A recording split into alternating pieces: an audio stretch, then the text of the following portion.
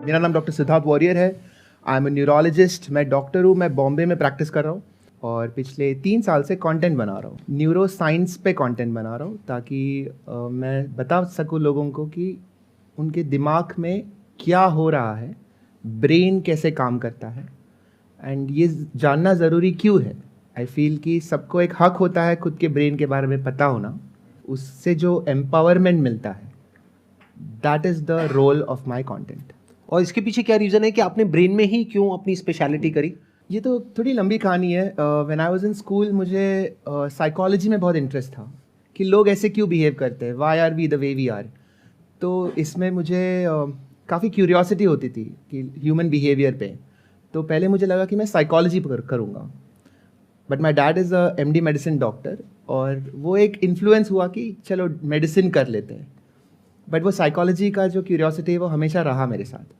Then I realise that psychology is understanding a human person from the outside, लेकिन एक तरीका होता है पता करने का, वो है थ्रू द इनसाइड। तो ब्रेन के अंदर जो वायरिंग है, जो केमिकल्स है, जो नेटवर्क्स है, उससे भी पता चल जाता है कि लोग ऐसे क्यों है। तो आप क्या प्रॉपर स्कैन्स में देखते हो? जी। ये तो आपका डे टू डे प्रैक्टिस होगा, आई थिंक, जी राइट? जी, MRI कर लेता हूँ, CT स्कैन कर लेता हूँ, और भी डिटेल टेस्ट होते हैं, जैसे फंक्शनल MRI होता है। फंक्शनल MRI में आदमी अंदर लेटा हुआ है और अगर उनको गुस्सा आ रहा है तो एक particular part of the brain will light up. ये कैसे पता कि गुस्सा आ रहा है? ये भी तो हो सकता है कि कोई और फीलिंग हो जिसको हम गुस्से की तरह इंटरप्रेट कर रहे हैं। ब्यूटीफुल। अभी आप ऑलरेडी न्यूरो साइंटिस्ट जैसे सोचना शुरू किए हो। ये जो हर एक इमोशन का जो ओवरलैप होता है, ये बहुत इंटरेस्टिंग होता है। बिकॉज बचपन में हम लोग सोचते हैं कि प्यार अलग है, गुस्सा अलग है, जेलसी अलग है, लेकिन ये सब में जो कनेक्शंस है वो न्यूरो साइंस अभी पता कर रहा है कि there is a lot of fear in love, there is a lot of love in jealousy. So all these different things, उसमें जो ओवरलैप जो होता है वो न्यूरो साइंस के थ्रू हमें एक अलग तरीके से देखने मिलता है। तो हम एक तरीके से इन दो इमोशंस के बीच में या किसी भी दो इमोशंस के बीच में एक लाइन नहीं खींच सकते और ये नहीं कह सकते कि ये है और ये है। जैसे हमने MD मेडिसिन में ये सीखा कि हम लोग बोलते हैं कि कार्डियोलॉजिस्ट के पास जाओ, हेपेटोलॉजिस्ट के पास जाओ, न्यूरोलॉजिस्ट के पास जाओ, लेकिन बॉडी एक ही है ना। हम लोग अलग अलग ऑर्गन्स पे डिवाइड करते हैं, लेकिन Right. शरीर तो एक ही है। तो हर एक स्पेशलिस्ट को बाकी ऑर्गन्स के बारे में भी पता होना चाहिए। Right. क्योंकि हर एक स्पेक्ट्रम होता है and everything affects everything else. अगर हार्ट खराब है तो ब्रेन खराब होगा, किडनी खराब होगी थोड़े टाइम में। तो वो एक स्पेक्ट्रम होता है। तो सिमिलरली इन इमोशंस। और यही फर्क हो गया कि होलिस्टिकली एक प्रॉब्लम को देखना या एक बीमारी को देखना, Right. और एक फ्रेगमेंटेड वे में देखना। बिल्कुल। क्योंकि हो सकता है कोई डॉक्टर हो जो एक पर्टिकुलर ऑर्गन पे काम कर रहा है लेकिन उसकी जड़ कुछ और ही हो। बहुत बार ऐसा होता है कि जैसे एक पेशेंट आया था 2 हफ्ता पहले, उसका हाथ हिल रहा था, ओके, कंटिन्यूस हिल रहा था, and he was behaving odd, जैसे अजीब से बात कर रहा था वो। एंड न्यूरोलॉजिस्ट के पास आया क्योंकि हाथ हिल रहा है, अजीब से बात कर रहा है। टर्न्स आउट उनका किडनी में प्रॉब्लम था। He was having something called encephalopathy, मतलब किडनी जब खराब होती है तब ब्रेन खराब होता है, क्योंकि जो कचरा जो होता है ब्रेन से जो निकलना चाहिए वो नहीं निकलती, तो वो ब्रेन में एक्यूमुलेट हो जाता है और उसको एनसेफेलोपैथी कहते हैं। तो ब्रेन ठीक से काम नहीं कर रहा है। तो अगर किडनी के बारे में अगर नहीं पता होता तो बीमारी पकड़ में नहीं आती। तो दिस इज़ वेरी इंपॉर्टेंट कि वो एक ओवरऑल पिक्चर, और ये सिर्फ मेडिसिन में नहीं है, आई एम श्योर हर एक कॉर्पोरेट जॉब में, हर एक सिस्टम में ये अप्लाई होता है कि every part of the system will apply to everything else, will affect everything else. या I was about to say that, मतलब बहुत बार लाइफ में क्या होता है, हम अपनी लाइफ में एक पर्टिकुलर एरिया पे काम कर रहे होते हैं जबकि हम उसके रूट को नहीं कभी समझ पाते हैं या एक्चुअल में नहीं समझ पाते उसका कॉज क्या है। ऐसा आप भी कई बार फेस करते होंगे, राइट? बहुत बार। इनफैक्ट हर एक OPD में हर एक पेशेंट मेरे लिए एक पजल होता है, क्योंकि वो पेशेंट आ रहा है एक प्रॉब्लम से, लेकिन क्या वो असली प्रॉब्लम है कि that is just a cause of some other problem जिसको उसने देखा ही नहीं है, उसने नोटिस भी नहीं किया हो। So this is always there. तो वहां पे एक डॉक्टर का बायस भी तो आ जाता होगा ना, क्योंकि उस तरह का पेशेंट उस तरह के सिम्टम्स के साथ में आपने पहले जब देखा होगा तो आपके माइंड में सबसे पहला थॉट यही आएगा कि अच्छा कुछ वैसा ही है, जबकि हर केस अपने आप में अलग होता है, this right? Is one of the biggest challenges of medicine. इसको अवेलेबिलिटी बायस कहते हैं। तो मैंने ये मेडिसिन में देखा था, MBBS में मैं जब पढ़ाई कर रहा था। टेक्स्ट बुक है, उसमें थाउजेंड्स ऑफ डिजीजेज आते हैं, उसमें से 2-3 डिजीज ऐसे होते हैं जो काफ़ी रेयर होते हैं, but when you read it और उसके अगले दिन आप जब हॉस्पिटल जाओगे तो सडनली हर एक पेशेंट तुमको लगेगा कि ये यही है, क्योंकि that is the last thing you read. और इसको अवेलेबिलिटी बायस कहते हैं, कि जब ब्रेन ढूंढता है कि इसका कारण क्या होगा, तो जो सबसे लास्ट आपने जो सोचा था उसको जोड़ देता है कि ये उसकी वजह से ही हुआ होगा। This always happens. हम लोग जिससे भी मिलते हैं, we look for ourselves in that person, relate करने की कोशिश रिलेट करते हैं, करने की कोशिश, क्योंकि तभी समझ आएगा, नहीं तो हम एक अननोन टेरिटरी में चले जाएंगे and we will start getting scared, right? Exactly. क्योंकि समझ ही नहीं आएगा कि हो क्या रहा है। एग्जैक्टली। जो इन्फॉर्मेशन हमारे पास आई उसको प्रोसेस करके फटाफट से कहीं किसी कंपार्टमेंट में या डिपार्टमेंट में फिट करेंगे, हाँ, जिससे कि हमको समझ आ गया कि ये क्या है, चाहे नहीं भी आया बट वो फीलिंग आ गई कि हाँ मुझे समझ आ रहा है क्या हो रहा है, I know, I am in control, I know. मतलब वो एक फीलिंग आ जाती है कि चलो, if I am in that position, this is how I will do it, now मुझे समझ में आ गया। एक्चुअली समझ में आ गया कि नहीं वो अलग बात है, बट वो एक फीलिंग आ जाता है कि मुझे समझ में आ गया। और शायद यहाँ पर फेथ का, बिलीफ का, इन सब का रोल देखा जाए तो आ जाता है। फॉर एग्जाम्पल किसी इंसान ने ताबीज पहना हुआ है, हाँ, जो हम कहने को ये भी कह सकते हैं कि वो अंधविश्वास है, लेकिन उस ताबीज की वजह से अपनी ब्रेन में वो सेफ फील कर रहा है, सिक्योर फील कर रहा है, तो हो सकता है उसकी लाइफ एक सही डायरेक्शन में जाने लग जाए, उस ताबीज की वजह से नहीं, but because of that thought कि मैं सेफ हूं, तो वो एट ईज हो गया। 100%। जैसे एक बच्चा है, रो रहा है, जैसे ही मम्मी रूम में आ गई, रोना बंद हो गया। अभी वो अगर समझो वो बच्चा एक्चुअल डेंजर में था, the mother might not have been able to do a lot, लेकिन उसके दिमाग में वो एक कामनेस आ जाता है कि चलो ये है, अभी नाउ आई एम सेफ। अगर if the mother is not there, लेकिन मम्मी ने एक लॉकेट दिया है और वो बंदा पहन रहा है वो लॉकेट, तो वो साइकोलॉजिकल कनेक्शन अभी भी हो सकता है कि चलो, in my mind my mom is there with me, तो that can give you enough calmness to do the actual work। तो मैं हमेशा सोचता हूँ कि रिलीजन और स्पिरिचुअलिटी का एक बहुत ही बड़ा हिस्सा है फेथ। आप किस पे फेथ कर रहे हो is secondary to do you have faith at all. Faith is more important. तो अब थोड़ा सा टॉपिक को चेंज करते हैं, क्योंकि इतना डीप ना हो जाए कि सारे डूब जाएं और सब सो जाएं, लोग लेट जाएं, उनके मुंह से झाग निकलने लग जाए और फिर आपको उनका इलाज करना पड़े। तो अब वापस से उस पॉइंट पे आते हैं, यानी कि जो आज का एज ग्रुप है हमारा, that is between 18 to 20 years. तो इस एज ग्रुप में जो एक कॉमन क्वेश्चन है, जो सबकी प्रॉब्लम है और जो बार बार एक क्वेश्चन मेरे से पूछा जाता है, वो है फोकस कैसे करें अपनी अटेंशन को, अपने ध्यान को कैसे वहां पर लगाएं जो हम करना नहीं चाहते लेकिन करना पड़ रहा है, यानी कि पढ़ाई लिखाई, और वहां से ध्यान कैसे हटाएं जो करना तो चाहते हैं लेकिन उसको करने से कुछ होने वाला नहीं है। कुछ मिलता है थोड़ी देर के लिए प्लेजर, लेकिन लॉन्ग टर्म में उसका नुकसान होता है। तो ये बहुत ही एक कॉमन प्रॉब्लम है, इसको अप्रोच करते हैं साइंटिफिकली। बिल्कुल, कि फ्रॉम योर पर्सपेक्टिव आपके पास में इस प्रॉब्लम का क्या सोल्यूशन है, मतलब क्या किया जाए, क्या सजेस्ट करेंगे आप बच्चों को? मैं सबसे पहले कहना चाहता हूँ कि ये आपकी गलती नहीं है। सबसे पहले thank you, you are very welcome. क्योंकि घर पे सारे यही सुनते रहते हैं ना कि तेरी गलती है। तो पहली बार कोई ऐसा इंसान आया, वो भी एक डॉक्टर, इतने बड़े डॉक्टर, जो कह रहे हैं कि आपकी गलती नहीं है, तो इसका मतलब ये नहीं है कि आप वो करते रहो जो आप कर रहे हो। ये नहीं कहा है इन्होंने, तो आगे भी पूरी बात सुन लो। हाँ, मतलब सिर्फ इतना क्लिप एडिट मत करना, आगे भी है। ये आपकी गलती इसलिए नहीं है कि जब आपका ब्रेन इवॉल्व हो रहा था over the last 50,000, 1 million, 10 million years से, उसका प्रायोरिटी बहुत अलग था। उसका प्रायोरिटी था सर्वाइवल, एंड सर्वाइवल के लिए 2-3 चीज़ें इंपॉर्टेंट है। खाना, दोस्त सपोर्ट के लिए कि कोई मारने आए तो, कम्युनिटी, पार्टनर, स्पीशीज़ को आगे बढ़ाने के लिए, और कुछ डेंजर है तो उससे दूर जाना। बहुत ही सिंपल है। आज के ज़माने में एग्ज़ाम देना ये इम्पॉर्टेंट है कि नहीं, हमारे ब्रेन को कैसे पता? क्योंकि एवोल्यूशनरी एग्जाम करके कुछ था नहीं। तो you are telling your brain कि एग्जाम इंपॉर्टेंट है, बट ब्रेन देख रहा है कि अगर मैं नेटफ्लिक्स देखूं तो मुझे एंटरटेनमेंट मिलेगा, मुझे मज़ा आ रहा है। और मज़ा आना इज़ अ गुड थिंग, क्योंकि मज़ा आने के लिए एवोल्यूशन ने काफ़ी कुछ किया है। हाँ, मतलब किसी को मज़ा आया था तभी आप यहाँ बैठे हो।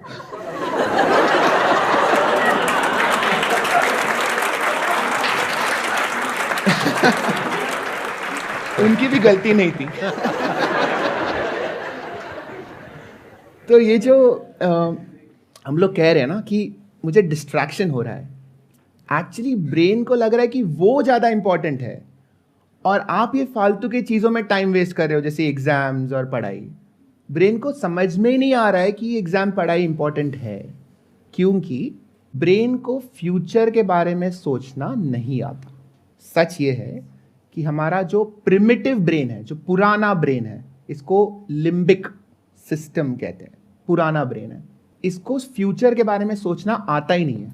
इसको सिर्फ अभी के बारे में सोचना आता है, अभी का, आज का, इधर का, इमीडिएट कि अभी क्या थ्रेट है, क्या डेंजर है, या क्या प्लेजर है। बस आज मैं पढ़ाई करूंगा, 4 साल में डिग्री मिलेगी, 10 साल में जॉब मिलेगी, फिर मैं अच्छा गाड़ी खरीद, वो सब मतलब हम बोलते हैं, लेकिन फंडामेंटली तुम्हारे लिम्बिक सिस्टम में वो घुसता नहीं है, वो समझ में नहीं आता उसको। और आपका सारा जो इंस्टिंक्टिव डिसीजंस होते हैं, इमोशनल डिसीजंस होते हैं, ये सब लिम्बिक से आ रही है। तो जो इवॉल्व्ड ब्रेन है, जो अभी अभी आया है, 10, 15, 20 हजार साल में आया है, बल्कि पढ़ाई लिखाई देखा जाए तो अभी 50-100 साल में आई है। पढ़ाई तो अभी अभी आया है, बट जो इवॉल्व्ड ब्रेन है, that is the one that is logical, that can look into the future, plan कि अच्छा मुझे ये बनना है, ये बनना है। बट आप एवोल्यूशनरीली देखोगे तो limbic system is like your great grandfather, और तुम्हारा जो सबसे इवॉल्व्ड पार्ट है दैट इज अ इन्फेंट, बच्चा है वो। तो कोई भी बच्चा ग्रेट ग्रैंडफादर को नहीं बता सकता कि ये करो, this is how you are born with this inequality, तो एक चांस ही नहीं है। But as you keep growing, हमारा इवॉल्व पार्ट, जिसको PFC कहते हैं, उसका फुल फॉर्म है प्री फ्रंटल कॉर्टेक्स, जो if you tap your forehead, उसके जस्ट पीछे जो पार्ट है, that is the most evolve part. As you keep growing, इसी को मैच्योरिटी कहते हैं, कि prefrontal cortex becomes stronger and stronger. It develops the capacity to tell the limbic system कि ये करो, ये नहीं करो। और वो स्ट्रॉन्ग कैसे होता है? Through experience, through knowledge, through life. इसी को मैच्योरिटी कहेंगे कि जैसे टाइम बढ़ता है, यूजुअली 25 ईयर्स मानते हैं, एब्स्ट्रैक्ट है, बट 25 साल की उम्र में प्री फ्रंटल कॉर्टेक्स इवॉल्व हो जाता है। तब तक तो इनकी लाइफ की धज्जियां उड़ जाएगी। क्योंकि अभी ये सारे 18-19 साल के हैं, अगर तब तक इनको समझ आएगा कि ये जो कर रहे हैं उसकी वजह से क्या गड़बड़ होने वाली है। बिल्कुल, ये तो एक बहुत बड़ी प्रॉब्लम हो गई जिसका हमको सोल्यूशन निकालना पड़ेगा। क्या ऐसा कुछ हो सकता है, जैसे अभी इनकी एज है मान लो 18-19 साल, इनका जो प्री फ्रंटल कॉर्टेक्स है वो इतना डेवलप हो जाए जितना कि एक 25 साल के आदमी का होता है? क्या ऐसा कोई तरीका है? बहुत सारे लोग हैं। There are so many children who are at 17, 18, 20, 22 are achieving very good things because they have learned to control their limbic system. और वो कैसे होता है? Most important is motivation. हम लोग क्यों कर रहे हैं? PFC कह रहा है कि एग्जाम के लिए पढ़ाई करो। क्यों पढ़ाई करें? अगर वो क्यों बहुत क्लियर है दिमाग में, तो PFC will overcome the limbic. और वो क्यों सिर्फ क्लियर होने से नहीं होगा। मान लो किसी को क्लियर हो भी गया, बट कुछ देर के लिए क्लियर हुआ, फिर उसके बाद में और जो हमारा जो डिफॉल्ट सिस्टम है उसने ओवर पावर कर लिया उस क्यू को। तो that cue has to be reinforced and it has to be a constant thought and a constant reminder, और वो डोमिनेटिंग थॉट होना चाहिए, तभी वो हमारी बायोलॉजी को सरपास कर सकता है। राइट? दोनों बायोलॉजी है, ऐसा नहीं है कि एक बायोलॉजी और एक नहीं है, बट जो लिम्बिक का क्यू है, द लिम्बिक का मोटिवेशन है, वो 1 बिलियन ईयर्स से हो रहा है। अगर आपने सुना होगा practice makes man perfect, the limbic has been practising for 1 billion years. आप एग्जाम के लिए प्रैक्टिस कर रहे हो 2 महीने से, क्या कंपटीशन है ये तो हो ही नहीं सकता। So the more you practice that motivation कि मुझे ये करना है क्योंकि दैट मेन रीजन आप बार बार रीएनफोर्स करते जाओगे, तो that PFC can overcome the limbic. So there is no clear cut finish line. जो फिनिश लाइन है वो हमने बनाया है, एक कहानी है कि एक एब्स्ट्रैक्ट फिनिश लाइन हमने बनाया कि चलो ये हुआ तो खत्म। Trust me, I have given more than 25-30 exams, और हर एग्जाम के टाइम में मैं सोचता था कि बस ये एग्जाम अगर क्लियर हो जाए तो लाइफ सेट है। बट वो नहीं होता, बिकॉज एग्जाम के बाद you are still struggling. There is a new struggle. There is always a new struggle. But ये उसी को समझ आता है जो उसको अचीव कर लेता है। Exactly. हाँ. क्योंकि मैं जब 12th में था, MBBS फर्स्ट ईयर में था, मुझे लगता था कि ये अगर एग्जाम क्लियर हो जाए तो I am done. But that is not true. अभी मैं कॉन्फिडेंटली बोल सकता हूँ कि ऐसा नहीं है। नहीं, बट दो अलग अलग प्रॉब्लम्स हो गई। एक हो गई हैप्पीनेस प्रॉब्लम, हाँ। एक हो गई survival problem. Happiness problem is कि हमें ये लगता है कि ये करके मैं खुश हो जाऊंगा, तो खुश तो कभी होते ही नहीं। Happiness is an illusion, scam है पूरा का पूरा जो आपको बेचा जा रहा है। कहने का मतलब है एक है happiness problem which is a very big problem in itself. वो है उन लोगों के लिए जिन्होंने वो पा लिया है जो वो पाना चाहते थे और उनके पास में एक रीजनेबली कंफर्टेबल लाइफ है। अभी एक बार को उस डिपार्टमेंट को छोड़ देते हैं। अब बात करते हैं ऐसे बच्चे जिनके लिए प्रॉब्लम है सर्वाइवल की, यानी उनके घर के खर्चे की प्रॉब्लम है, घर में फाइनेंशियल प्रॉब्लम है, उन्हें कुछ ना कुछ तो करना ही है अपना और अपने माँ बाप का पेट भरने के लिए। अब वो बच्चे क्या करें? अगर आपको रेस दौड़ना है, अगर आपने पहले ही डिसाइड कर लिया कि ये रेस मैं नहीं जीतूंगा, इसमें प्रॉब्लम ये नहीं है कि आप फेल हो गए या सक्सीड हो गए, ये प्रॉब्लम ये है कि आप ट्रेन ही नहीं करोगे। और अगर आपने ट्रेनिंग नहीं किया, या समझो आपने ट्रेनिंग किया होता, तो उससे और क्या क्या बेनिफिट्स है ये आपने शायद सोचा भी नहीं होगा। It is not about the winning, but अगर समझो आपने ट्रेनिंग किया मैराथन दौड़ने का and you did not come first, in fact you did not even finish, 42 kilometres दौड़ना है, आपने 25 के बाद you got tired and you stopped. It still means that you now have a body that is capable of running 25 kilometers. And you are still fitter than everybody else in your class. Because nobody else is running even 10 kilometers. This is why I feel कि abstract finish lines बहुत tricky होते हैं. It's great for motivation, चलो मुझे उधर जाना है. But वहाँ तक अगर नहीं पहुँचे, तो भी आपने काफ़ी कुछ attain किया है जो आप, you can't put a number on that. And next time when you start running, you will run 30 kilometers. And you will still call yourself a failure. But you are not. अगर आप दूर से देखोगे तो you are not.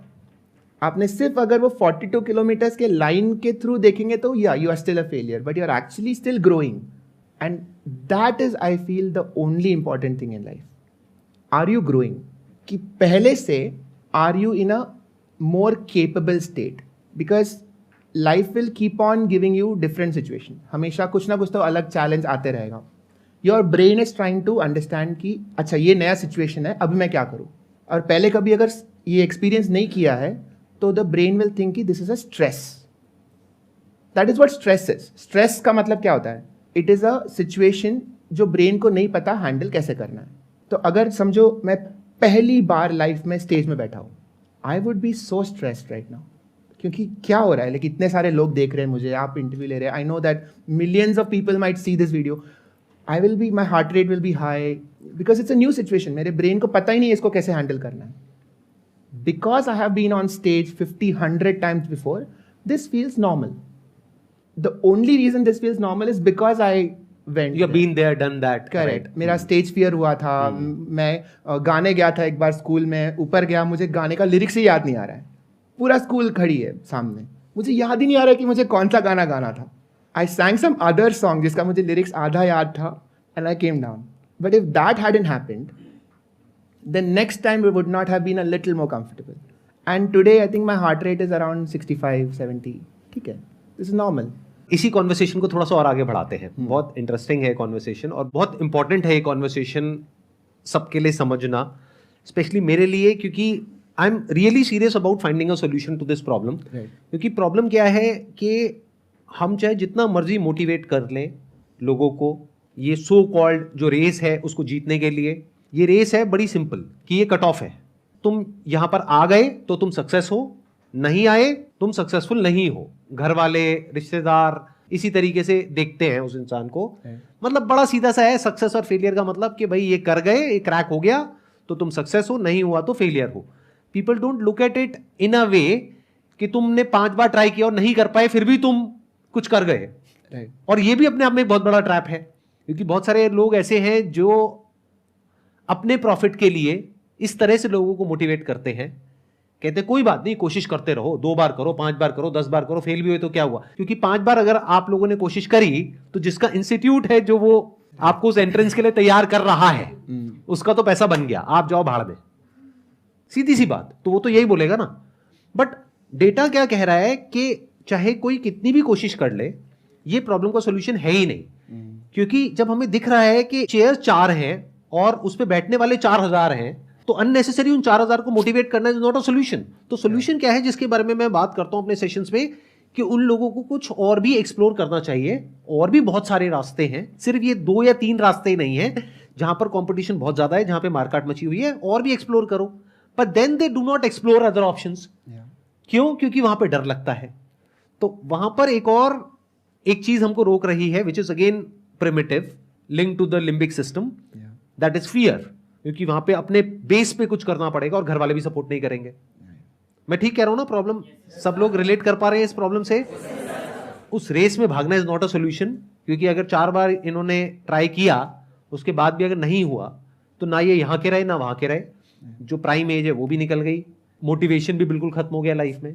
कहने के लिए इनको एक एक्सपीरियंस हुआ है, बट वो एक्सपीरियंस की एक्चुअल में कोई वैल्यू नहीं है। अगर कहीं जॉब करने के लिए जाते हैं तो जा करके बोलेंगे मैंने इस एंट्रेंस की तैयारी करी 4 साल तक, तो उसके बेस पे इनको कोई नौकरी नहीं मिलने वाली। नौकरी उसको मिलती है जिसका क्रैक हो जाता है और जो उसको कंप्लीट कर लेता है, बाकियों को नहीं मिलती है। That is a fact. तो अब इन लोगों को कैसे मोटिवेट किया जाए?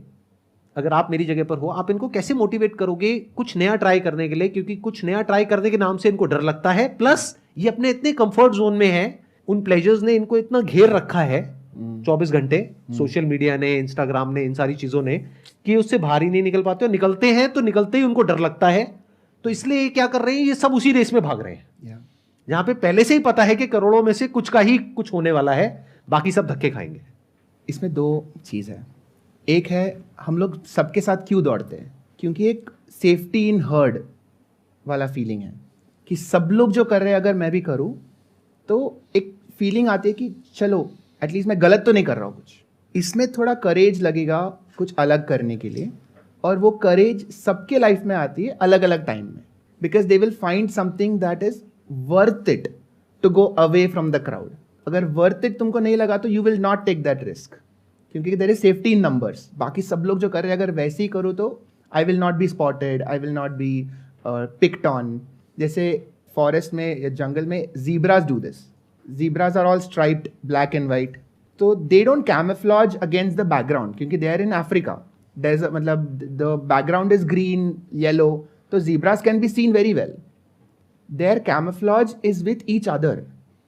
तो अगर टाइगर्स आए या लायंस आए जीब्रा को खाने के लिए, तो एक zebra will mix with the others, so the Hunter will get confused कि किसके पीछे जाना है, सब एक जैसे दिख रहे हैं। Humans also do this sometimes, कि सबके जैसे मैं बिहेव करूं ताकि मुझे कोई पकड़े ना, मैं कोई रिस्क ना लूँ।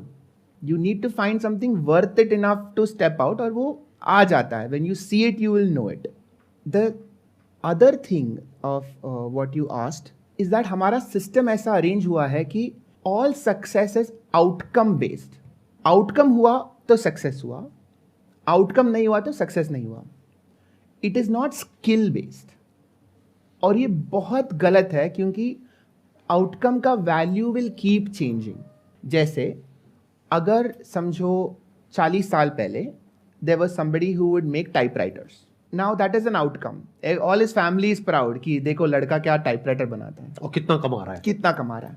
10 साल में कोई टाइपराइटर यूज नहीं कर रहा है। अगर सिर्फ आउटकम बेस्ड हो तो now he is jobless, now he is a failure, now he is a failure. तो जो सक्सेस था कुछ चेंज नहीं हुआ, सर्कमस्टांसेस चेंज हुए, अभी वो सक्सेस है फेलियर बन गया, उसकी कोई गलती नहीं है। But suppose he is skill based, he knows how to manage mechanicals, he knows how to create things. Now he can create a phone, now he can create a laptop. Now जैसे science बढ़ता है he can keep on growing. तो skill based अगर आप focus कर रहे हो, everything changes. You have to think differently. You have to start thinking of तुम्हारा स्किल सेट क्या है. Forget about outcome. Forget about the exam. How good are you at learning? Forget about rank. How good are you at taking notes? क्योंकि वो reproducible है. Skills are transferable. Outcomes are not. तो skills, आपका skill set लिख दो. Like whatever you are good at, if you write down your skills, you have only two things to do in life. One is to improve each skill. So if you are good at communication, get better at communication. If you are good at planning, get better at planning. That is one. And you will find some job which requires those skill sets. And especially अभी आज के ज़माने में with AI and literally हर हफ्ता पूरा industry change हो रहा है.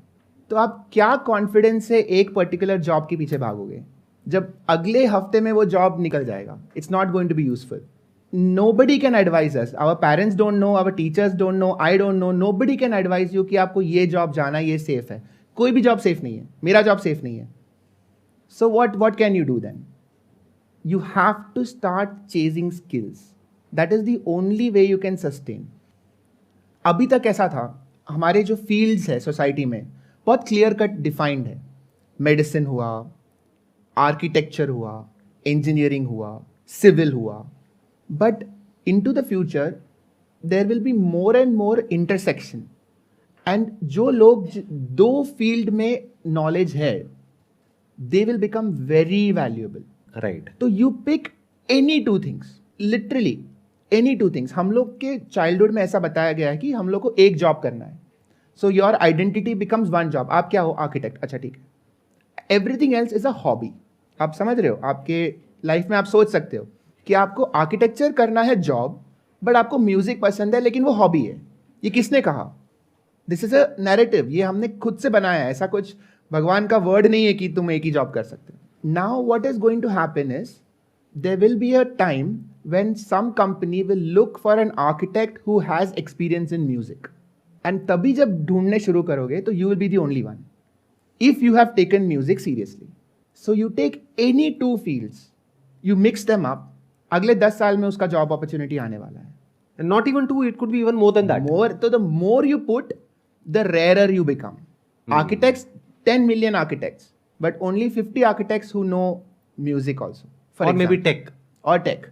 And you add AI to it, there'll be one. So then you will be the only one in the world. A creative architect who is tech savvy and who is well versed with AI tools and platforms. AI tools. So जैसे coordinate system होता है ना, latitude, longitude, तो world में हर एक point का एक coordinate होता है कि that is a unique point.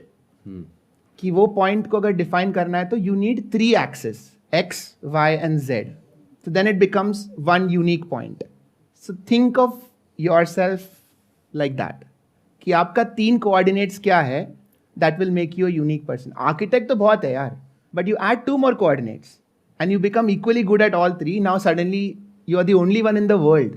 Like for example, I don't think there is another neurologist content creator who writes poetry except for me.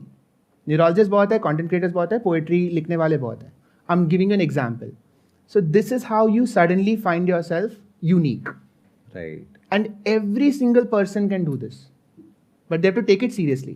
तो आप ये कह रहे हो कि आने वाले टाइम में वही लोग रेलेवेंट रहेंगे जो कुछ भी नया सीख सकते होंगे. यानी ये कह लो, अगर सबसे इंपॉर्टेंट कोई स्किल है तो उसको पिन पॉइंट करना बड़ा मुश्किल है कि वो स्किल क्या होगी. जैसे फॉर एग्जांपल अगर आप म्यूजिक की बात करते हो तो आज ऐसे भी एआई टूल्स आ गए जो म्यूजिक बना देते हैं. Correct. One particular skill may not be that relevant, but if you have got the skill to acquire any skill for that matter, yani ki if you can learn how to learn, that is going to be the most important skill in future. Perfect. Right? Perfect. Thank you so much yahan par aane ke liye. Thank you. It was great meeting you.